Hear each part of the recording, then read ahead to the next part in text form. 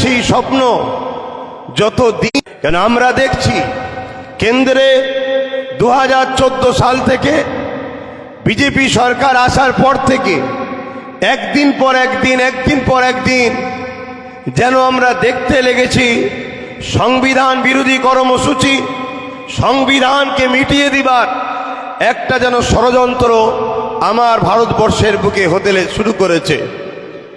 তাই আজকে 2025 সালে আমরা এই উলুবেড়িয়া ফুরফুরা শরীফ আহলে সুন্নাত ওয়াল জামাতের শাখা কমিটির ব্যবস্থাপনায় এই যে 26শে জানুয়ারি প্রজাতন্ত্র দিবস করতে চলেছি, এ থেকে আমাদের সকলকে শপথ নেওয়া দরকার। শুধু বক্তব্য শুনবো চলে যাব তা নয়। একদিকে যেমন আমাদেরকে আগামী দিন সংবিধানকে বাঁচাবার জন্য লড়াই করতে হবে, সাথে সাথে দেশকে যারা স্বাধীন করে আমাদের কাছে তুলে দিয়ে গেছে সেই দেশকে সার্বভৌমত্বকে নিরাপদে রাখার জন্য আমাদেরকে অঙ্গীকারবদ্ধ হতে হবে। যদি আজ আমরা না জাগি, যদি আজ আমরা না বুঝি, যদি আজ আমরা না উঠে দাঁড়াই, যদি আজ আমরা না রুখে দাঁড়াই, তাহলে আগামী দিন এমন আসবে আবার সেই ব্রিটিশরা যেভাবে আমাদের ভারতীয়দের উপরে অত্যাচার চালিয়েছিল, ইস্ট ইন্ডিয়া কোম্পানির নামে যেভাবে আমার দেশকে দখল করেছিল, আজকের দিনেও দেখুন আদানি আম্বানির নামে আমার দেশকে যেভাবে কন্ট্রোল দখল করতে যাচ্ছে, আগামী দিন ইস্ট ইন্ডিয়া কোম্পানি যেভাবে আমাদের ভারতবাসীর উপরে জুলুম করেছিল, আগামী দিন কিন্তু আমাদের উপরে, আমাদের নিউ প্রজন্মের উপরে এভাবেই কিন্তু অত্যাচারের স্টিম রোলার চলতে আসছে। তো সময় হয়েছে আমাদের এখনই উঠে দাঁড়াতে হবে, আমাদেরকে রুখতে হবে, সংবিধানকে বাঁচাতে হবে, দেশের গণতন্ত্র, দেশের সার্বভৌমত্বকে নিরাপদে রাখতে হবে। আমরা এখান থেকে আওয়াজ তুলব, হিন্দু ভাই সে তার বিশ্বাস, তার আস্থা, তার ধর্মীয় কালচার সে স্বাধীনভাবে করবে। দলিত ভাই, আদিবাসী ভাই, শিখ, পাঞ্জাবি ভাই, যে যা ধর্ম বিশ্বাস আস্থা সে তার মতো করবে, কেন দেশ তাকে অধিকার দিয়েছে। ঠিক তেমনই পাশাপাশি ইসলামের অনুসারী আমরা যারা, আমরা আমাদের আস্থা, আমাদের বিশ্বাস, আমাদের কালচার, আমাদের রীতিনীতি, আমরা আমাদের ধর্মীয় স্বাধীনতা নিজেদের আস্থা বিশ্বাসের উপরে করব আমরা।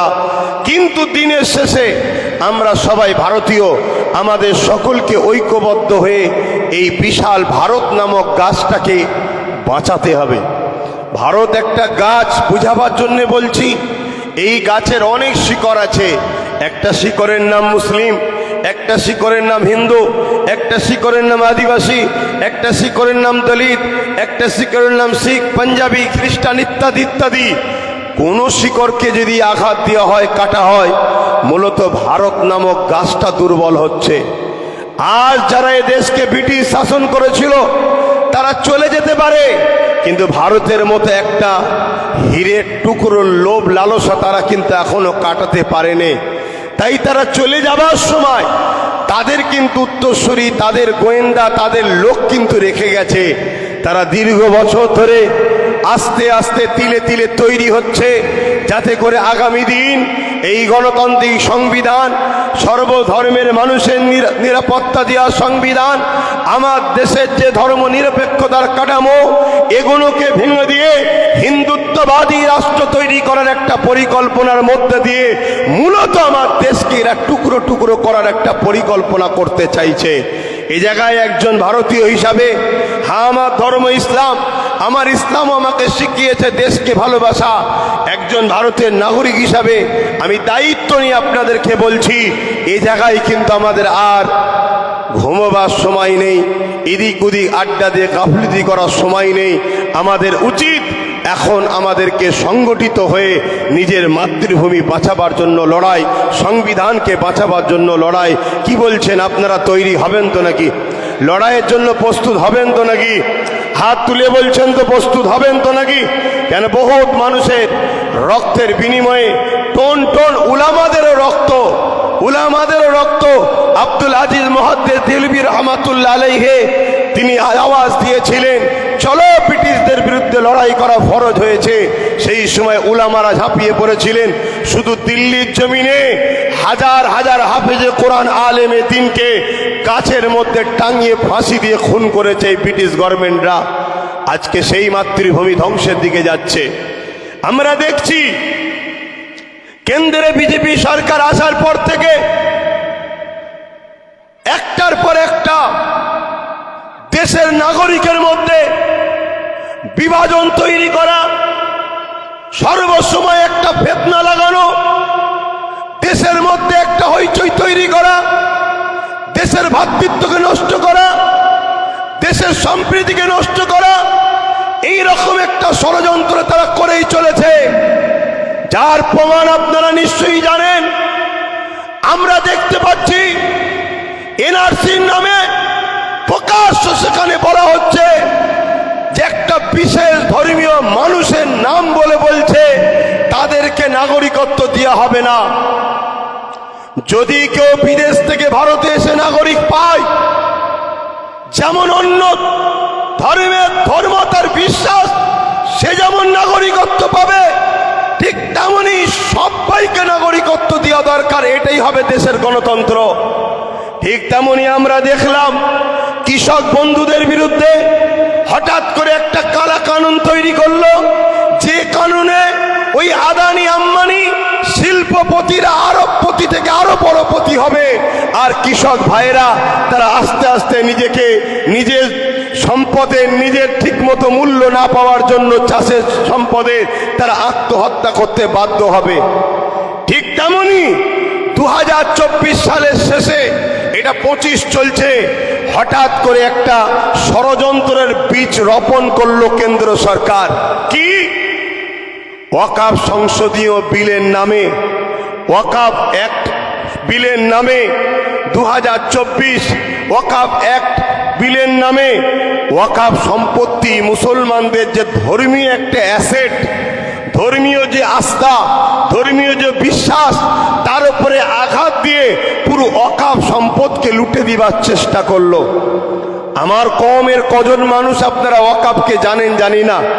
আমার পূর্বে হয়তো অনেকে বলেছে, ওয়াকফ হলো ইসলাম ধর্মের ধর্মীয় ব্যক্তিরা আল্লাহর সন্তুষ্টির জন্য, আল্লাহর সৃষ্টি সেবার জন্য, মসজিদ মাদ্রাসা কবরস্থান ঈদগাহ খানকা করার জন্য, আল্লাহকে খুশি করার জন্য আল্লাহর রাহে উৎসর্গ করে, দান করে।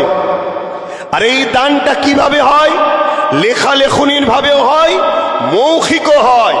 আজকে 2025 26শে জানুয়ারি আজকের দিন পর্যন্ত সুপ্রিম কোর্টের আইন আছে, মুখেও যদি কেউ দান করে ওটাও গ্রান্টেড হবে।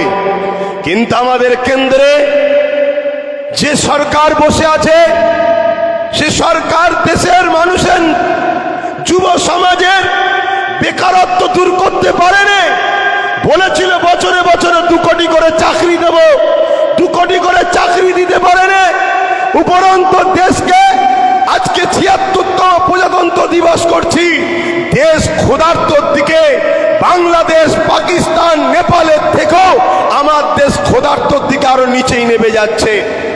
দৈনিক আমার দেশের ছোট্ট ছোট্ট বাচ্চারা ভিটামিনের অভাবে মারা যাচ্ছে। আমার দেশ ক্ষুধার্তর তালিকায় দৈনিক পিছিয়ে যাচ্ছে। আমার দেশের আর্থিক কাঠামো ধ্বংস হয়ে যাচ্ছে। আমার দেশের জিডিপি ডাউন হয়ে যাচ্ছে। আমার দেশের টাকার ভ্যালু কমে যাচ্ছে। আমার দেশে বেকারত্ব বেড়েই যাচ্ছে। এই বেকারত্বদের সমস্যা সমাধান কেন্দ্রের অপদার্থ সরকার করতে পারছে না। উপরন্তু ক্ষমতার জোরে, আইনের মাধ্যম দিয়ে, পাওয়ার দিয়ে, জোর করে, সংবিধান বিরোধী কর্মকাণ্ড করে তারা আজকে চাইছে মসজিদগুলোকে ভেঙে দেবো, মাদ্রাসাগুলোকে ভেঙে দেবো, কবরস্থানগুলোকে মিটিয়ে দেবো, খানকাগুলোকে মিটিয়ে দেবো। আমি একজন ভারতের নাগরিক হিসাবে জানতে চাই, আমার দেশের সংবিধানের বিরুদ্ধে গিয়ে কেউ যদি মসজিদ, মাদ্রাসা, কবরস্থান, খানকাকে মিটাতে চায়, আমরা জীবনের বুকে তাজা খুন দিতে হলো এদের বিরুদ্ধে লড়াইয়ের রাজি আছি না নয়। একদিকে যেমন এই লড়াই আমার দেশের সংবিধানের ইজ্জত রক্ষা করা হবে, অপরদিকে আমাদের ধর্মীয় অধিকার বাঁচাবার জন্য লড়াই করতে হবে। আজকে বড় আফসোস, দুঃখের সাথে বলতে হয়, এই জায়গায় প্রোগ্রামটা হচ্ছে, আপনাদের একটু কষ্ট হচ্ছে বুঝতে পারছি, কেন প্রোগ্রামের জায়গা নয়, কিন্তু আমার ভাবতে অবাক লাগছে। 26শে জানুয়ারি স্বাধীন দেশের প্রজাতন্ত্র দিবসকে লক্ষ্য করে ওয়াকফ বাঁচাবার জন্য ওয়াকফ সংশোধনী বিল 2024 বাতিল করতে হবে, কথাটা লিখেছে ঠিকই, কিন্তু এখন ইমপ্লিমেন্ট করেনি। তার প্রতিবাদে আমরা মিটিং করছি। মাদ্রাসা শিক্ষা বাঁচাবার জন্য অনগ্র শ্রেণী সংখ্যালঘু মুসলিম সম্প্রদায়ের ওবিসি থেকে নামকে বাদ দেওয়া হয়েছে, এটা অধিকার নিবার জন্য আমরা আন্দোলন করতে নেমেছি। অথচ রাজ্য সরকার এবং তার প্রশাসনকে দিয়ে বিভিন্নভাবে আহলে সুন্নাত ওয়াল জামাতের এই প্রোগ্রামকে হ্যারেস করছে। কেন রাজ্য সরকার জানে আব্বাস সিদ্দিকী আসলে কেন্দ্রের বিজেপির বিরুদ্ধে বলবে, ওয়াকফের পক্ষে বলবে, দেশের পক্ষে বলবে, দেশের আদিবাসী দলিত মতুয়া হিন্দু সাঁওতাল ভক্তি যুব সমাজ বেকার যুব সমাজের পক্ষে বলবে। তাই কেন্দ্র সরকারের বিরুদ্ধে বলাটা রাজ্য সরকারেরও ঠিক পছন্দ নয়। কেন? আমরা তো সেটিং এ কাজ করছি। আমি বলি শুধুমাত্র মুসলমানকে বোকা বানিয়ে ভোট নেবো বলে এই সেটিংটা কেন্দ্রের সঙ্গে আমার করা আছে, যে দাদা কিছু মনে করবে না, একটু না বললে মোল্লারা আমার থেকে পালাবে, আর মোল্লারা যদি এক কাট্টা হয়ে যায় তোমার আমার উভয়ের কপালেই কিন্তু ছিঁড়া জুতো ঝুলবে। কথা বুঝছেন না, বোঝেন রে? এজন্য সেটিং। কিন্তু আব্বাস সিদ্দিকী যখন বলবে এটা তো সেটিং এ নয়, এটা তো এখান থেকে বলবে। আর না হয় আমরা আজকে স্বাধীন দেশের প্রজাতন্ত্র দিবসের দিনে একটা প্রোগ্রাম করব, এতে এত সমস্যা কিসের? এতে এত বাধা কিসের? আচ্ছা, আজানটা হয়ে যাক ভাই।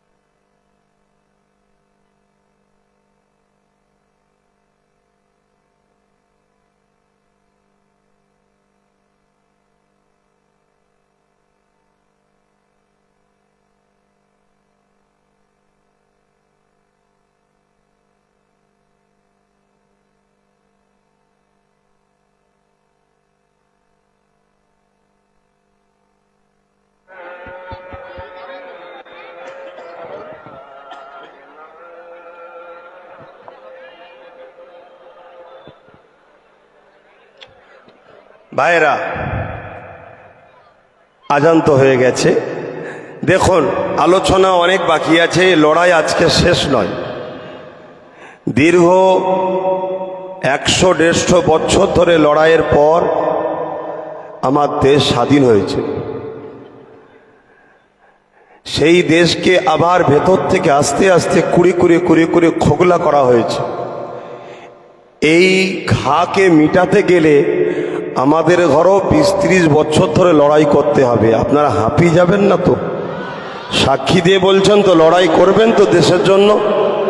এই যে মসজিদের আজানটা হচ্ছে, আজান হোক চান তো নাকি? আজকে কখনো খেয়াল করে দেখেছেন ওয়াকফ সম্পদ দীর্ঘ স্বাধীনতার পর থেকে কম বেশি সবাই লুটে খেয়েছে। কেন্দ্র সরকার সম্পূর্ণ নিতে চাইছে কেন? অর্থাৎ আইন তৈরি করে ওটা ওয়াকফ নয় এটা পরিকল্পনা করতে চাইছে কেন? এটা কখনো ভেবে দেখেছেন? এই ভারতবর্ষের কেরলে একটা মসজিদ আছে যে মসজিদের বয়স 1400 বছর।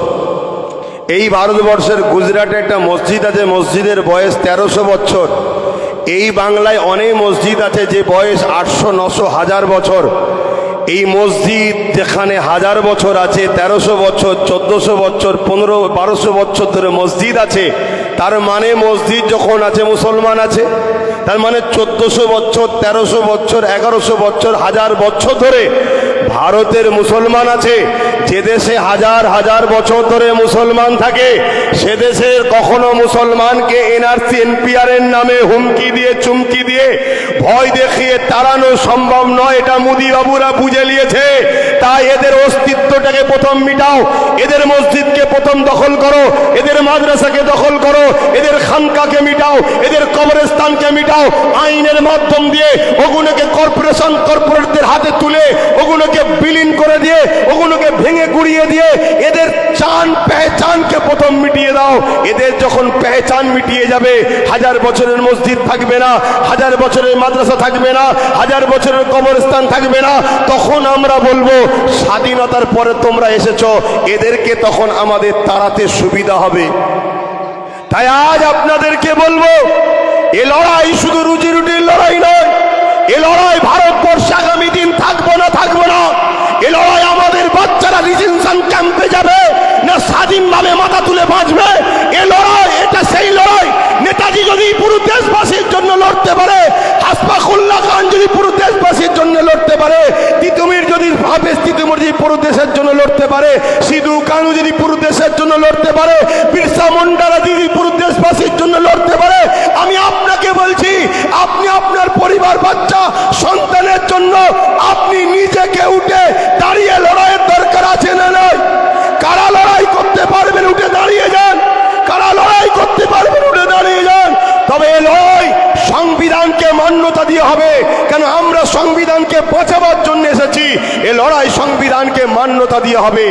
আজকে বড় দুঃখ লাগে, রাজ্য সরকার, আজকে রাজ্য সরকার সে ওয়াকাফ বিলের পক্ষে না দাঁড়িয়ে বলেছিল ওয়াকাফকে সংরক্ষণ করে দেবো, বলেছিলেন তো নাকি? আজকে আপনাদেরকে একটা ছোট তথ্য দিয়ে যাচ্ছি, সময় কম। উত্তর 24 পরগনা আব্বাস আলী গোরাচাঁদ বলে একজন আল্লাহর ওলি রয়েছে, তিনার 900 বিঘে জায়গা ছিল। রাজ্য সরকারের দয়াতে সেই 900 বিঘেটা এখন আছে হচ্ছে মাত্র 92 শতক। কত বিঘে জায়গা? 900 বিঘে জায়গা আছে কত? 92 শতক। তাহলে বাকি জায়গাটা কে ছেড়েছে? তাহলে কেন প্রোগ্রামটা বাধা দেওয়া হচ্ছে বুঝতে পারলেন?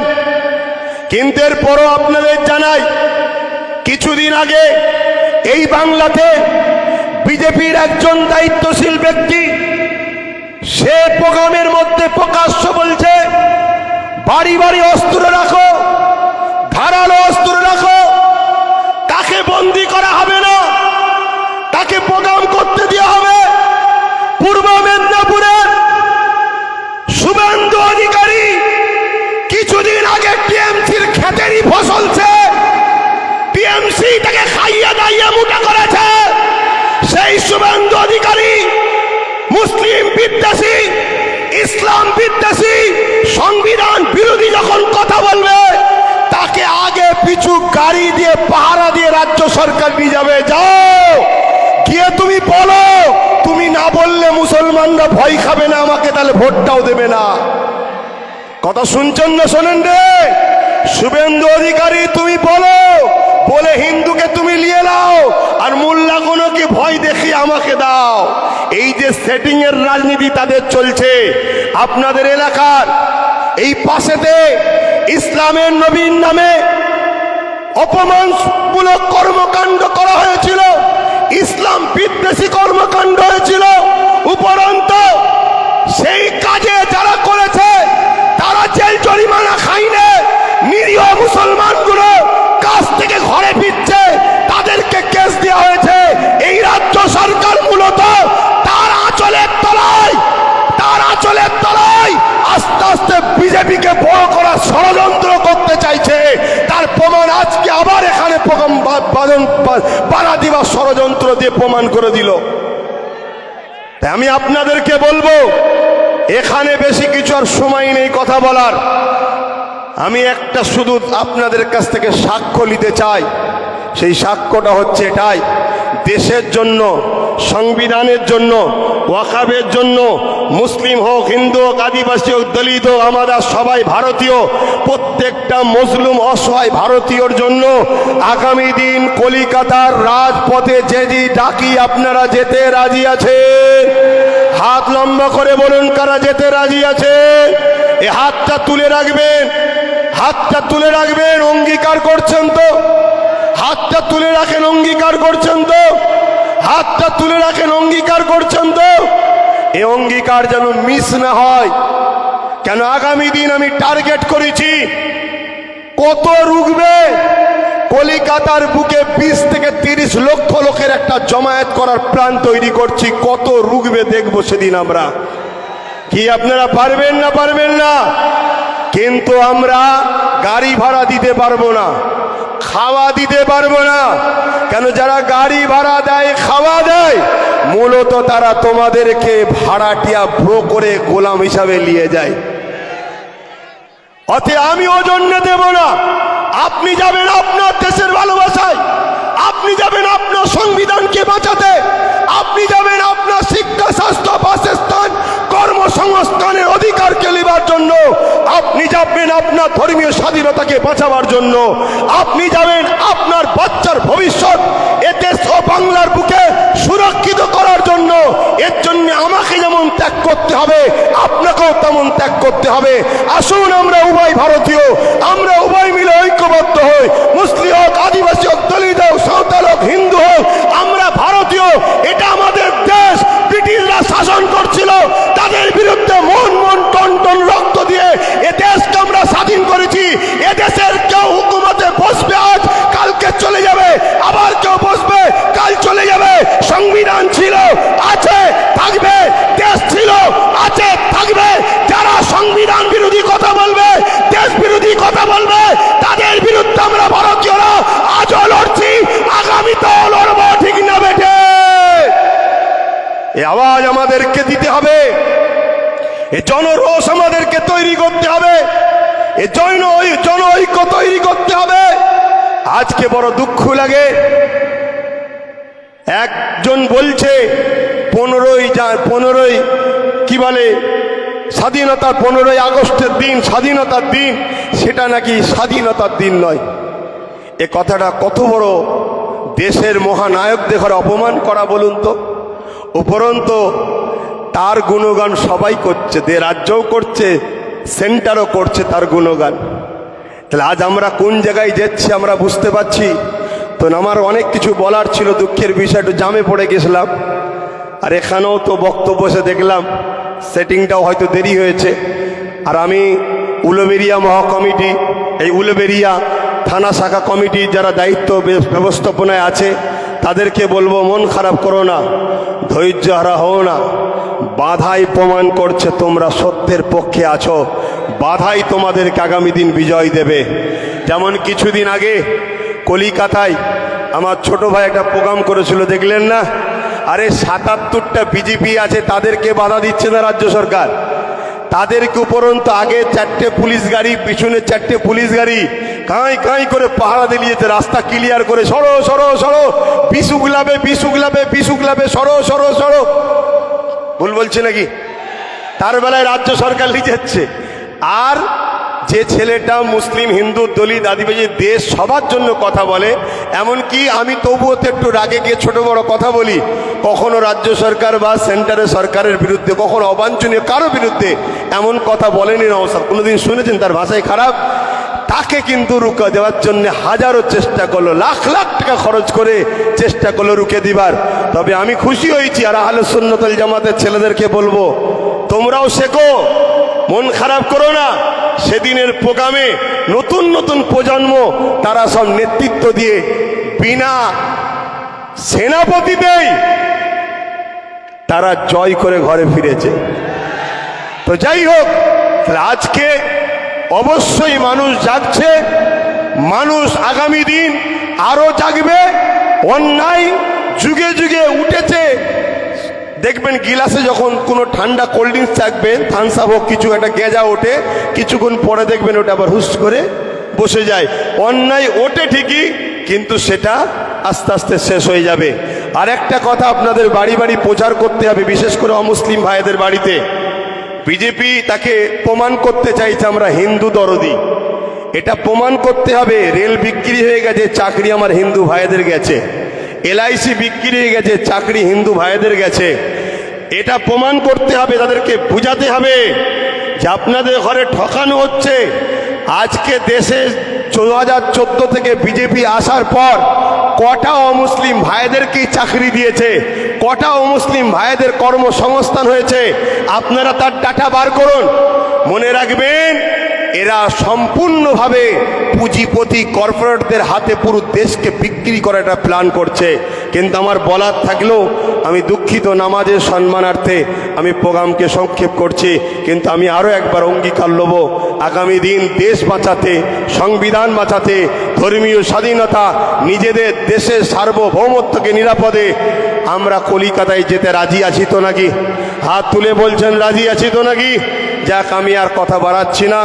আপনারা সুস্থ থাকেন, ভালো থাকেন।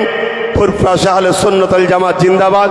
উলুবেড়িয়া শাখা কমিটি, ফুরফুরা শরীফ আহলে সুন্নাত ওয়াল জামাতের কর্মীবৃন্দ, তোমাদেরকে শ্রদ্ধা ও ভালোবাসা জানাই। মন খারাপ করো না, আগিয়ে যাও। অবশ্যই অন্ধকারের পরেই আলো আসে। সুস্থ থাকেন, ভালো থাকেন। আল্লাহ হাফেজ। আসসালামু আলাইকুম।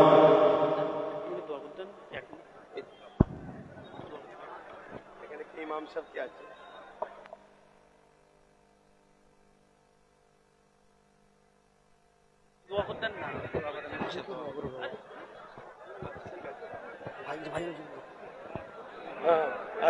মসজিদে আজান যাবে, সময় একটা তো আচ্ছা,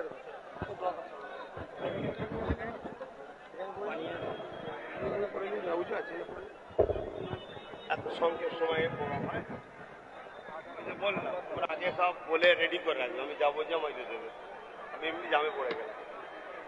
আজানের কোনো সমস্যা হ্যাঁ, মসজিদ ওখানে আছে, কে বললো আজান সাহেব? না, ওদের মসজিদ এই টাওয়ারের গায়ে। আমার দরকার বুঝতে না, আমাদের পরে হতে 7 মিনিট বাড়িতে। হ্যাঁ,